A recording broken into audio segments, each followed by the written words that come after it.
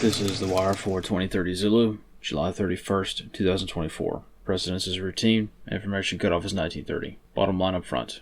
Israel strikes Tehran and Damascus. The United States raises travel warning for Lebanon. Airlines cancel flights to Israel. Meat recall expands in the United States. Beginning with international events, in the Middle East, overnight, Israel conducted an airstrike in Iran, targeting Ismail Haniyeh, a senior Hamas leader in Tehran. Analysts comment. As recently as May, Haniyeh was responsible for, or heavily involved in, the overall ceasefire negotiation efforts as mediated by a joint Qatari-Egyptian mediation team. In Syria, IRGC General Amir Ali Hajizadeh was reportedly killed in an Israeli airstrike in Damascus. This morning, the United States increased the travel advisory for Lebanon to level 4, do not travel. Delta Airlines, United, and British Airways have announced that they will stop flights to Israel beginning tomorrow. Analysts comment. At this time, it is unclear as to if this is a temporary cessation of flights or if this is a more prolonged cancellation, as the potential for military action in the region remains elevated. In South America, unrest continues in Venezuela, along with substantial information warfare efforts to shape the perception of what is going on the ground. Mass arrests have been reported of some groups responsible for the counter-Maduro unrest throughout the country. However, some military commanders have voiced opposition to Maduro, complicating the situation. General unrest remains constant throughout most major cities, with some businesses temporarily remaining closed in the capital of Caracas. However, most businesses appear to be operating as usual, albeit with fewer products than normal. Increased potential for banditry on the remote roads linking various cities has resulted in many long-haul cargo drivers refusing to drive during this period of heightened instability. Similar concerns have been raised on public transportation drivers, with most routes not operating as usual, or with drivers charging more than usual for transportation. Throughout Caracas and other major cities, an increased police and military presence has largely tempered demonstrations in some areas, but exacerbated tensions in others. In the United Kingdom, unrest in Southport remained kinetic overnight as locals express anger towards the handling of Monday's stabbing attack that killed 3 children. Additionally, large pro-immigration counter-protests have sprung up in the wake of the unrest yesterday.